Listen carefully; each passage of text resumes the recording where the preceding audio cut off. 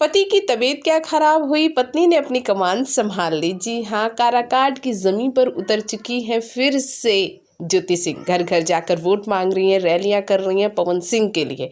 बहुत अच्छा उनके फैंस को लग रहा है। साथ ही साथ लोग बहुत रिस्पॉन्स कर रहे हैं। लोग हमेशा चाहते थे कि ज्योति सिंह आए। हमने भी अपने कई वीडियो में आपको बताया था कि चुनाव के आखिरी दौर में ही ज्योति सिंह को उतारा जाएगा भाई, क्योंकि ज्योति सिंह की पॉपुलैरिटी पवन सिंह से थोड़ी ही कम रह गई है।